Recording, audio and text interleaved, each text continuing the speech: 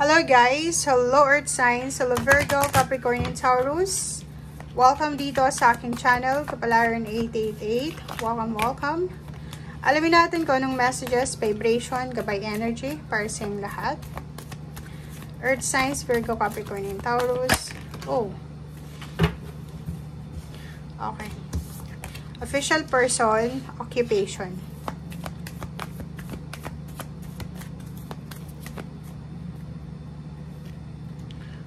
Okay.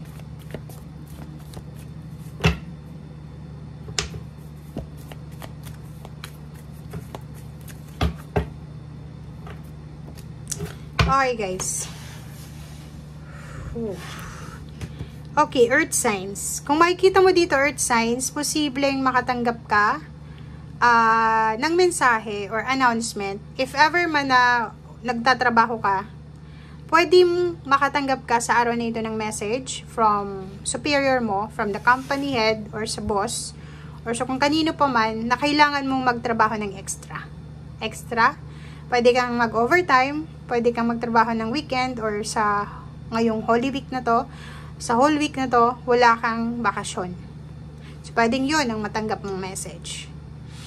Pangalawa is posibleng makatanggap ka ng magandang mensahe galing sa iyong pamilya. If nasa long distance relationship ka, malayo ka sa anak mo, malayo ka sa asawa mo, may asawa ka, or single ka, malayo ka sa pamilya mo, makakatanggap ka ng message regarding sa occasion, like reunion, any kinds ng celebration. So, parang medyo malulungkot ka kasi ikaw lang yung wala. Parang ganun. But, sinasabi ng baraha na huwag kang malungkot kasi busy ka naman sa ginagawa mo eh. Busy ka sa trabaho mo.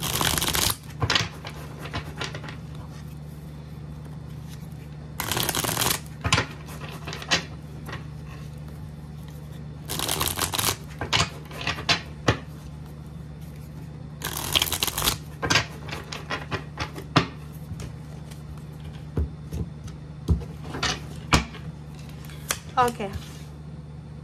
O, diba? Kung makikita mo dito, guys, may celebration dito. Pwedeng may celebration ng relationship. So, mayroon ditong wedding anniversaries, pwedeng celebration ng family, may kakasal, or pwedeng may binyagan, kasi, diba, Holy Week. So, sinasabi ng barahan na marami kang mamimiss sa linggong ito na okasyon.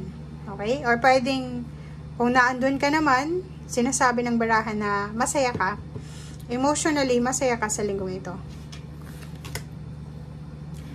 Six of Cups. So, nakikita natin dito na posibleng magbabalik kung ano man itong saya na naramdaman mo dati. So, pwedeng may mga relationship dito gustong makipagbalikan, or pwedeng may mga family events like yung pamilya nyo na nag-away-away dati, pwedeng magkaayos-ayos, magkaroon ng reconciliation, or pwedeng kung makikita mo dito maraming pagkakataon sa linggong ito, lalo na sa araw na ito, na maayos yung mga gusot ng pamilya. So, sa isang selebrasyon, posibleng maayos kung ano man to, na hindi, ang ganda. 'Di ba? So, tingnan nyo guys, 1, 2, 3, 4, 5. 5 cards ang nagsasabi sa inyo na punong-puno ng selebrasyon, punong-puno ng happiness, punong-puno ng kaligayahan ang linggong ito para sa pamilya mo. Marami kang i-celebrate. Meron ditong celebration of love, celebration ng family with friends, isang family wish ang posibleng isi-celebrate nyo dahil sa natupad siya. Emotional. Puro emotional to, 'di ba? Okay, the World card. Yun. Makikita mo dito isang endings, isang expected endings or unexpected endings na posibleng magbigay ng new beginning. So, excited ka. Sobrang excitement. Sobrang saya, sobrang excited. Ang excitement, saya, passion, ang nakikita natin dito. So, Ano ba to? Comment down below. Nag-aasikaso ka ba ng papeles mo? Kung gusto mong pumunta ng ibang bansa? Nag-a-apply ka ng trabaho? It's either graduation, recognition, end of contract, retirement. Yun yung sinasabi ng 21 na world card na to. Diba? So, kung mag-i-end na yung contract mo, or magbabakasyon ka, excited ka. Kung gagraduate ka na, excited ka. Kung yung anak mo yung gagraduate na, excited ka. Five of Pentacles, excited ka kasi feeling mo makakaalis ka na sa financial problems mo. Excited ka kasi pakiramdam mo may healing na nararamdaman ka. If ever may mga sakit kayo sa katawan, may nararamdaman kayong hindi maganda, parang pakiramdam nyo ngayon, bigla-biglang lumalakas yung katawan nyo. Kung may sakit. Financial, ganun din, no? 'Di ba? Isang magic to eh. Parang isang ganun lang. Biglang naging maayos. So, isang unexpected to. Isang unexpected na